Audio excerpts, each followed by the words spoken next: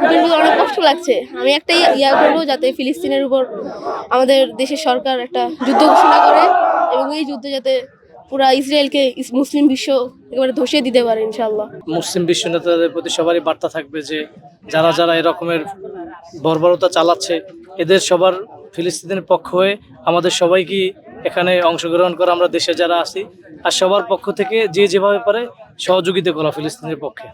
এখানে মূলত আসার জন্য আমাদের মুসলমান ভাই ফিলিস্তিনে গাজায় মুসলমানদের উপর যে গণহত্যা চালানো হচ্ছে তারই প্রতিবাদ স্বরূপ আমরা বিশ্ব মানুষদেরকে দেখাতে চাই যে আসলে মুসলিমরা আজকে নিহত যেভাবে মুসলমানদেরকে হত্যা করা হচ্ছে। তো আমরা এই মানববন্ধনের মাধ্যমে জাতিসংঘকে জানাতে চাই যে এই গণহত্যা বন্ধ করা হোক এবং মুসলমানদেরকে যেন আল্লাহ তাআলা বিজয় দান করে। আসলে আমার ভাই আমার বোন ফিলিস্তিনে, আমার ভাই বোনদের এত প্রবলেম, এর চাইতে বড় নয় আমার চাকরি, এর চাইতে বড় নয় আমার বাড়ি। আমাদের মুসলিমদের প্রথম কিবলা আল আকসা, এটা আমাদের প্রথম বাড়ি। আমার প্রথম বাড়িতে আক্রমণ, আমাদের মন কোনোভাবেই ঘরে থাকতে পারে না। আমাদের ভাই বোনদের জন্য আমরা ছুটে আসছি। ফিলিস্তিনিতে যে নির্বিচারে হত্যাযজ্ঞ চালাচ্ছে, এই হত্যাযজ্ঞের প্রতিবাদে আমরা এখানে জমায়েত হয়েছি।